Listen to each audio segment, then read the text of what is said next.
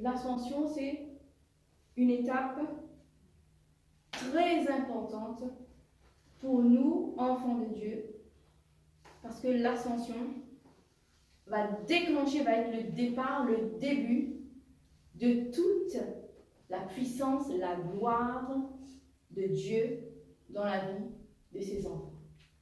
Nous allons lire dans Luc, chapitre 24, versets 50 à 51.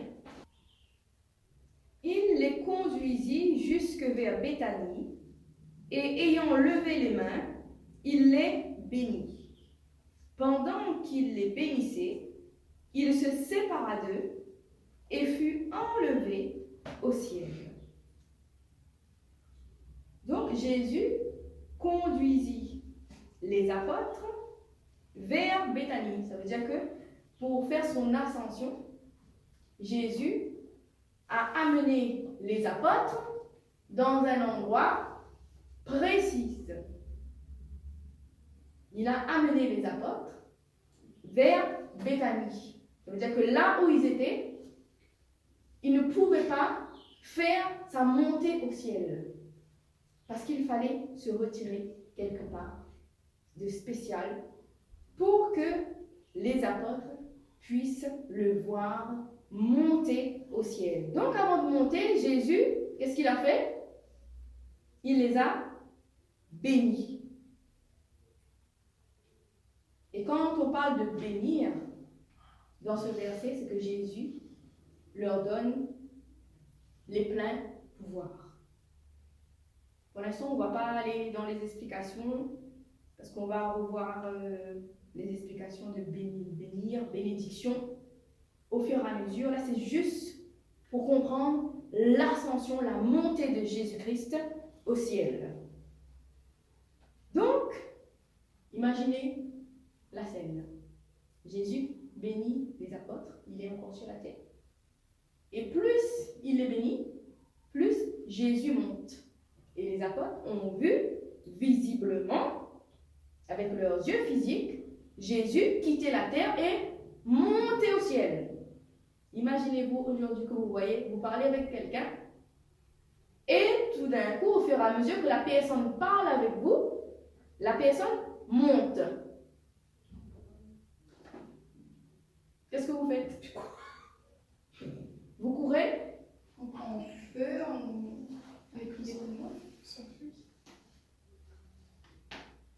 Oui, il faut comprendre que la Bible, l'évangile, c'est une histoire de puissance, de démonstration du surnaturel. Si, en tant qu'enfant de Dieu, on ne comprend pas ça, on ne va pas comprendre la bénédiction de Dieu. Donc, Jésus parle avec eux et en même temps, il s'élève au ciel. Il n'y a pas que dans les films qui font ça, hein?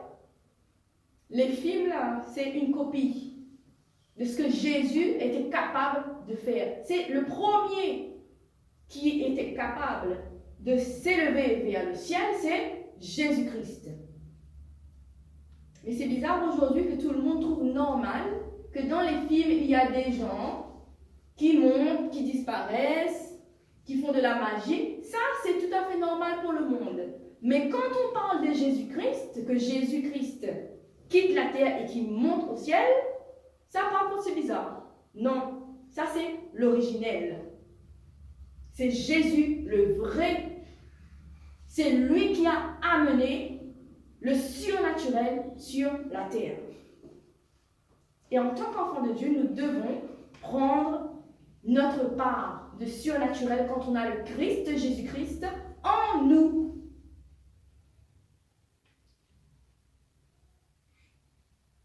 C'est l'héritage des enfants de Dieu, le monde surnaturel. Oui, est-ce que vous avez déjà vu quelqu'un, physiquement, quitter la terre et monter vers le ciel? Non. Vous êtes sûr? Avoir vu. Vous avez jamais vu une personne quitter la terre, s'élever vers le ciel? Physiquement. Physiquement, Jamais. même dans la télé. Comme dans la télé. Oui, dans la télé. Oui, dans la télé, les films. C'est possible. Par la magie. Comment les gens physiques comme nous, comment ces gens-là peuvent être en suspension dans l'air, dans le vide? Est-ce qu'ils ne quittent pas la terre pour s'élever vers le haut? Ça, tout le monde trouve normal, ça, aujourd'hui. Hein? Comment les magiciens peuvent, justement, s'élever vers le ciel? Ça, c'est normal. Mais eux, ils ont copié. C'est Jésus qui a fait ça en premier. Il le fait encore aujourd'hui.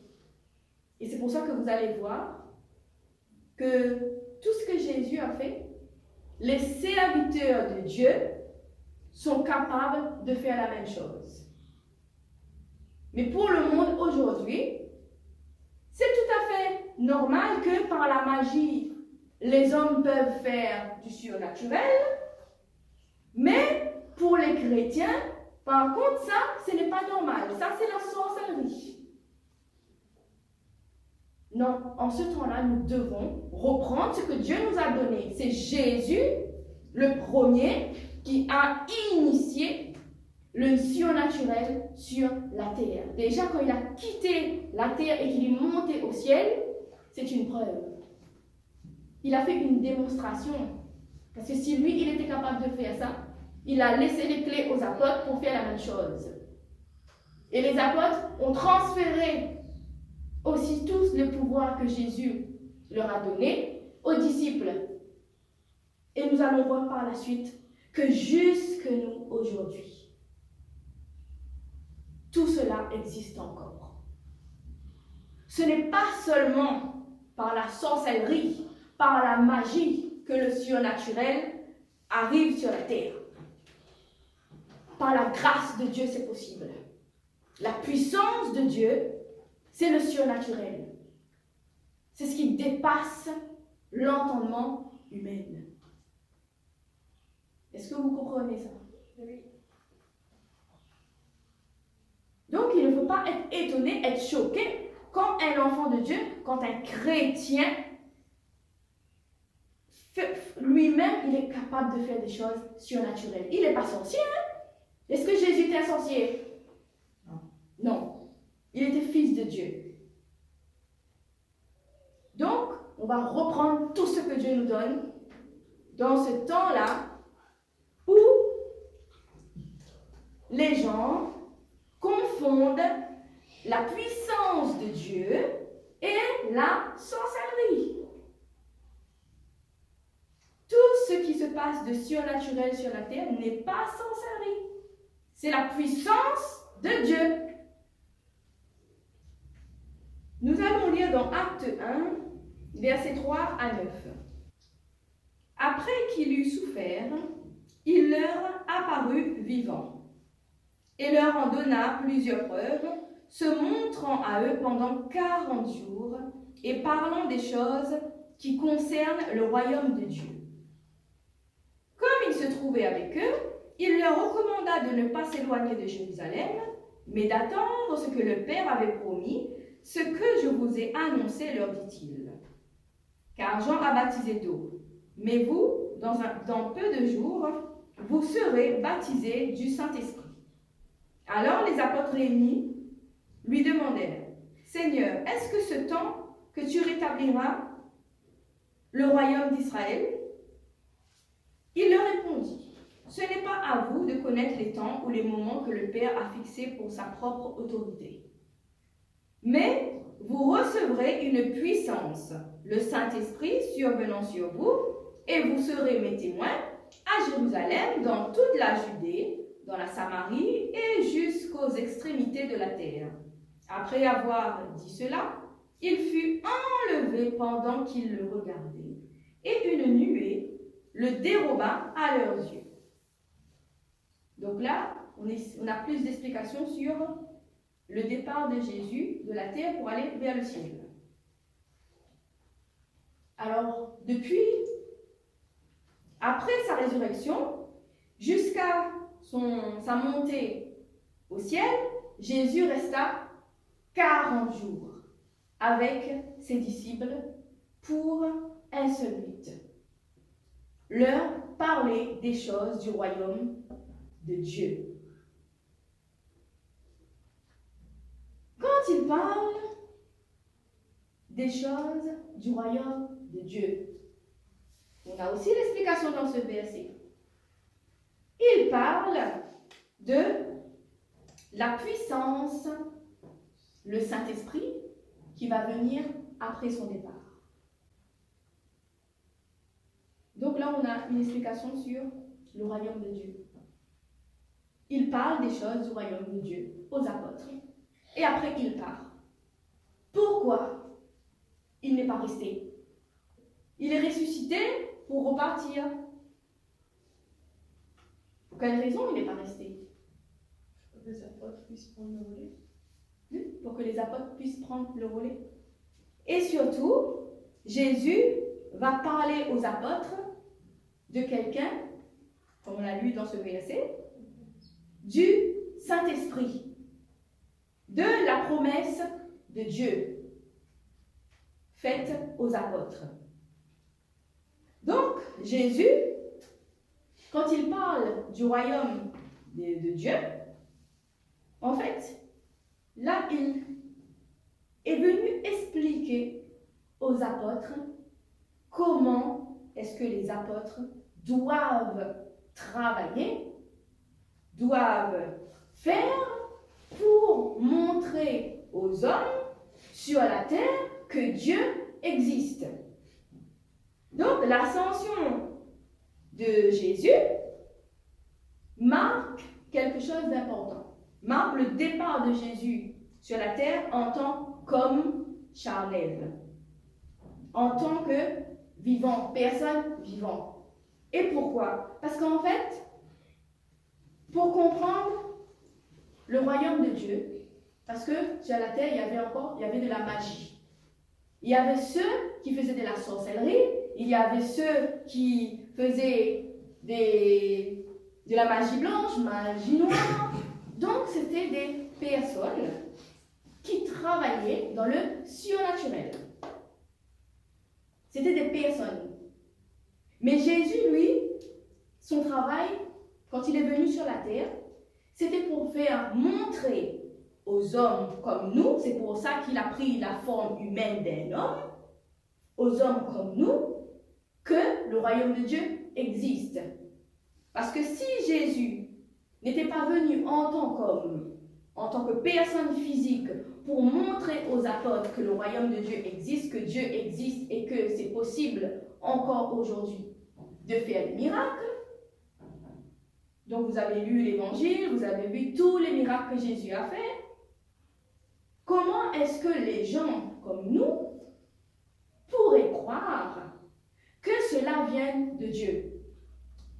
Puisqu'il y avait déjà la magie, les sorciers qui faisaient le surnaturel. Comment est-ce que les gens comme nous, là, qui étaient enfants de Dieu, pourraient croire que le surnaturel que Dieu envoie vient de lui?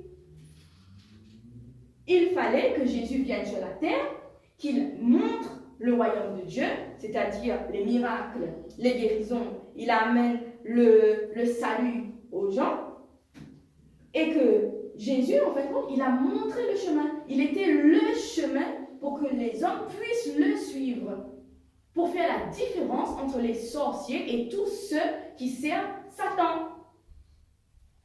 Imaginez, parce que s'il y avait des miracles qui se produisaient comme ça, mais nous, en tant qu'enfants de Dieu, comment on peut savoir si ça vient du diable ou ça vient de Dieu?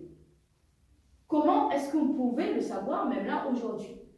Comment on peut savoir si un miracle, une guérison, une délivrance vient de Dieu ou vient de Satan? Comment est-ce que là on peut le savoir?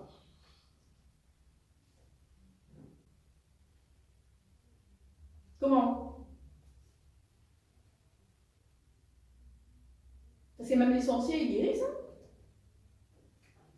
Jésus est venu montrer la différence entre les choses surnaturelles qui appartiennent à Dieu le Père et les choses surnaturelles qui appartiennent au diable.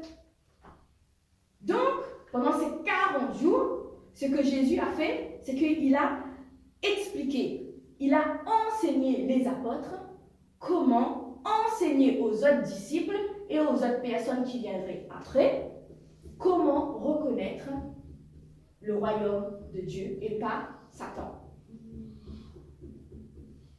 Parce que les apôtres, ils ont vu Jésus comme un homme physique. Jésus était comme eux, il avait des pieds, des mains, un corps comme quelqu'un de normal, une personne.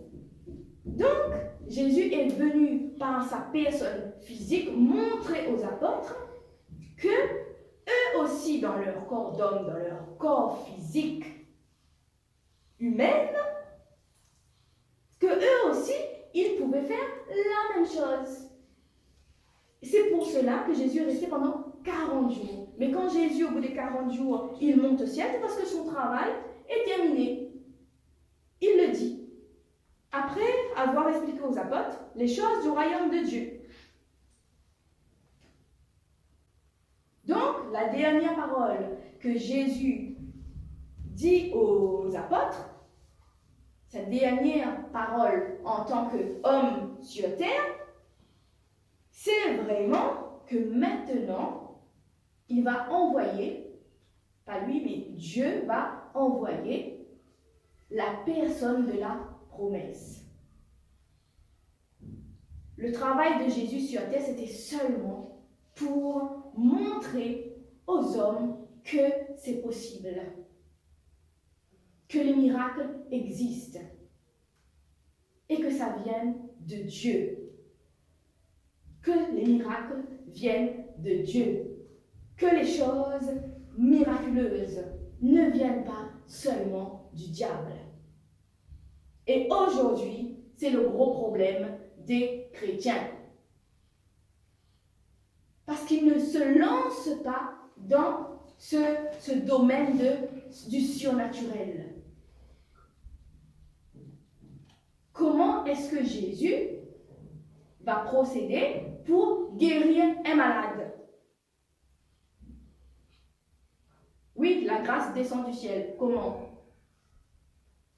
Comment est-ce que Jésus va procéder pour chasser un démon dans le corps de quelqu'un? Comment? Puisque Jésus, physiquement, il a quitté la terre. Comment il va faire? Et comment quelqu'un va savoir si sa guérison, si sa délivrance vient de Dieu ou de Satan? Comment la personne va savoir?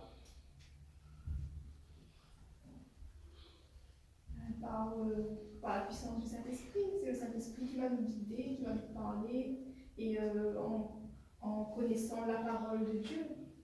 Quand on connaît la parole de Dieu, on est dans la vérité, et puis on sait, quand on a le Saint-Esprit, on sait si ça vient de Dieu ou de Satan.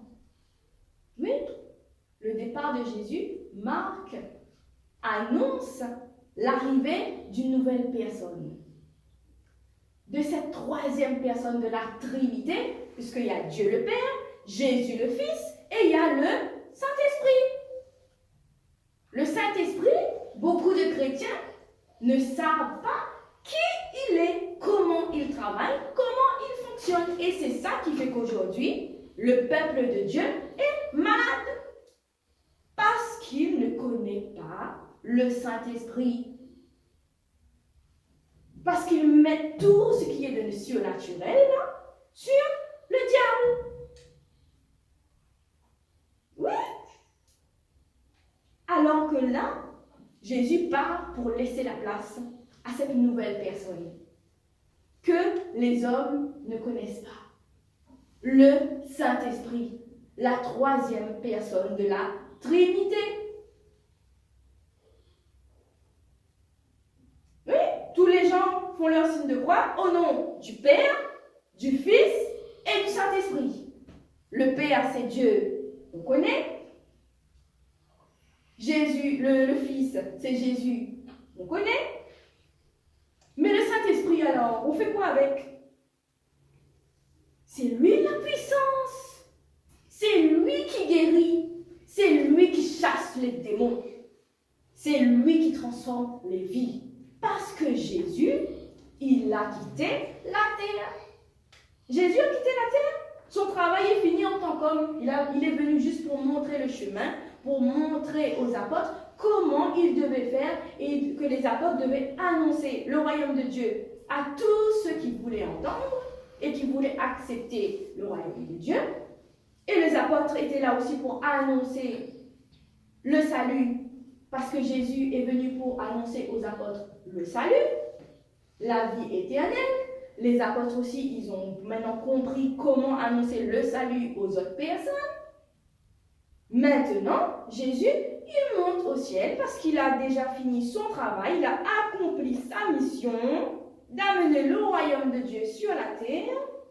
Donc, le royaume de Dieu, ce n'est pas ce que les hommes voient ou pensent ou connaissent, c'est le surnaturel. Donc, Jésus, il est parti au ciel. Pour aller où? Il monte au ciel, mais maintenant il faut savoir pour aller où? Pour aller où? On va lire dans Marc chapitre 16, versets 19 et 20. Le Seigneur, après leur avoir parlé, fut enlevé au ciel et il s'assit à la droite de Dieu. Et ils s'en allèrent prêcher partout. Le Seigneur travaillait avec eux et confirmait la parole par les miracles qui l'accompagnaient. Donc, où est parti Jésus quand il est monté au ciel? Il est assis à la droite de Dieu. Donc, l'ascension, la montée au ciel de Jésus-Christ marque son départ définitif en tant que personne physique sur la terre. Il est monté, il est assis à la droite de Dieu, le Père, jusqu'à nos jours.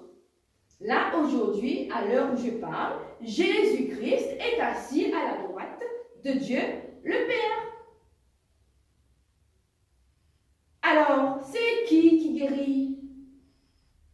C'est qui délivre? C'est qui chasse les démons? C'est qui fait les miracles? C'est qui? Jésus n'est plus sur la terre, Jésus est assis à la droite de Dieu.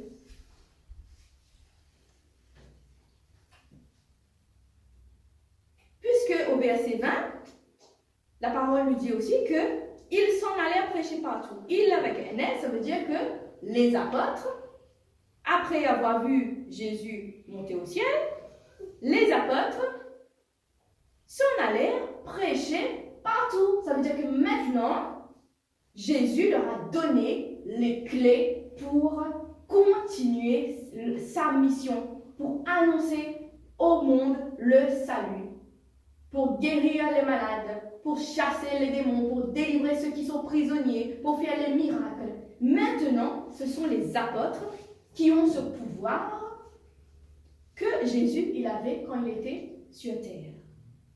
Et il dit aussi la parole, Jésus dit, non pas Jésus, la parole dit aussi que le Seigneur travaillait avec eux et confirmait la parole par les miracles qui l'accompagnaient.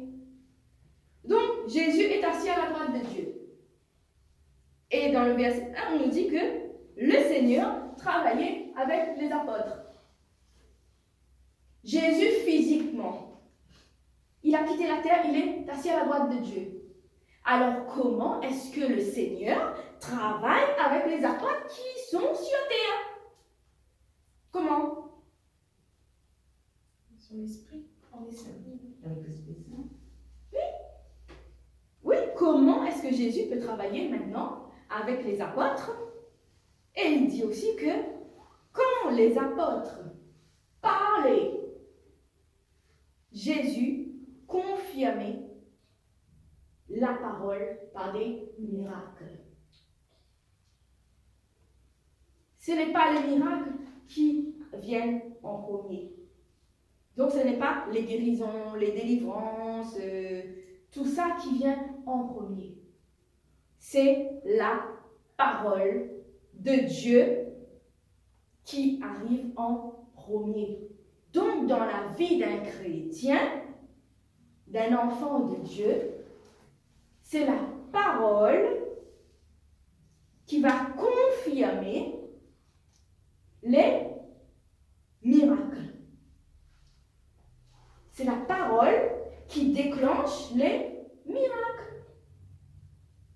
Quand il n'y a pas de parole de Dieu, là aussi, la Bible nous donne vraiment une clé pour faire la différence entre les miracles qui viennent de Satan et les miracles qui viennent de Dieu. Les miracles qui viennent de Dieu sont toujours précédés de la parole de Dieu, de la parole de l'Évangile qui est écrite dans la Bible. Sans parole, les miracles, ce sont des miracles de Satan. C'est la parole qui fait la différence. Parce qu'aujourd'hui, nous sommes dans un monde où il y a plein de miracles, il y a plein de surnaturels. Mais nous, en tant que chrétiens, nous devons vraiment discerner les miracles qui viennent de Dieu et ceux qui viennent de Satan. Et quand Jésus, il a fini son travail sur la terre en tant qu'homme, il a laissé la place au Saint-Esprit. Jésus travaille avec les apôtres en esprit. Là aussi, Jésus nous donne une clé. La clé du surnaturel. Jésus physique, c'est fini sur la terre. Maintenant, c'est Jésus esprit. Jésus esprit.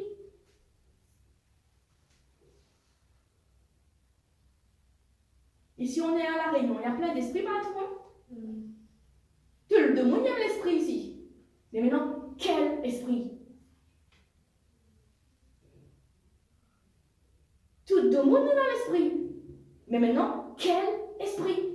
Le seul esprit que Dieu a envoyé sur terre, c'est le Saint-Esprit. Tous les autres esprits n'est pas de Dieu. C'est pour ça que Dieu fait la différence entre ceux qui lui appartiennent et ceux qui ne lui appartiennent pas. Et aujourd'hui, souvent, les chrétiens, les enfants de Dieu, ne font plus la différence. Ils acceptent toutes sortes d'esprits. Alors que Dieu, il a un seul esprit dans la Trinité. Dieu le Père, Jésus, le Saint-Esprit. C'est le seul, hein? Le seul. Les autres esprits, ce n'est pas de Dieu. Donc c'est pour cela que vous avez des problèmes. Vous êtes malade, il y a ceux qui sont possédés, ceux qui sont attaqués par les esprits. Ici, il y en a plein. Hein? Nous allons à l'église, soi-disant pour avoir notre délivrance, pour avoir la guérison. Ceux qui sont embêtés avec les esprits mauvais, ils vont chercher partout, alors que Dieu nous donne un seul chemin, le Saint-Esprit, que la plupart des chrétiens refusent d'accepter. Parce que quand on leur parle du Saint-Esprit, ils ont peur. Mais par contre, là, quand on leur parle de la sorcellerie, de la magie noire, ça coule comme de l'eau de roche. Mais quand on parle aux chrétiens du Saint-Esprit, là, par contre, là, ils ne fuient pas cet chemin. Parce que là, quand on leur parle du Saint-Esprit, l'Esprit véritable de Dieu, ils ont peur. Mais c'est pas normal, ça. Ce n'est pas normal. Et c'est pour ça que vous êtes malade que vous êtes attaqué par les esprits, que vous êtes possédés. Parce qu'il y a trop de mélange d'esprits, alors que Dieu, il a un seul esprit, le Saint-Esprit.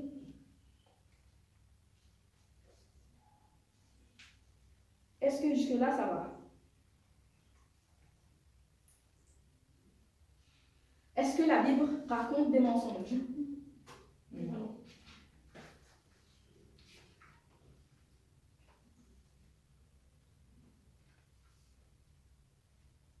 Donc là-dessus, il n'y a plus de problème. Jésus, c'est le Fils de Dieu. Il est monté au ciel. C'est pour ça qu'aujourd'hui, nous célébrons la fête de l'Ascension. Ça a monté au ciel. Mais il ne monte pas n'importe comment. Il va donner les dernières recommandations aux apôtres. Parce que maintenant, il estime que les apôtres ont été enseignés correctement. Les apôtres ont compris le royaume de Dieu. Ils ont compris les choses du royaume. Et que maintenant, les apôtres peuvent aller maintenant démontrer les choses du royaume aux autres.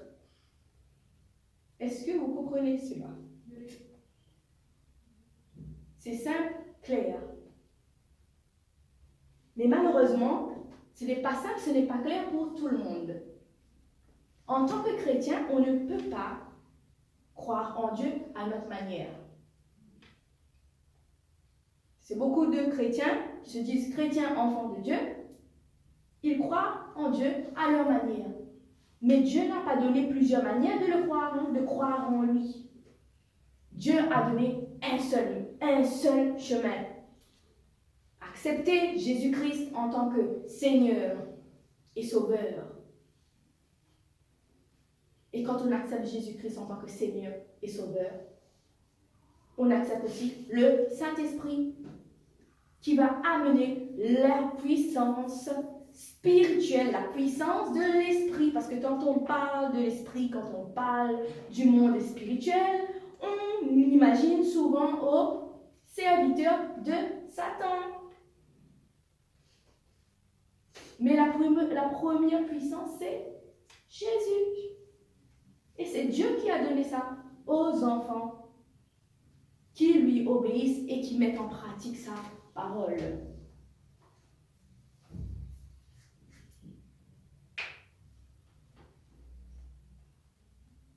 C'est cela l'ascension.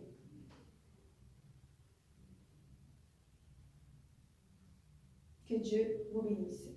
Amen.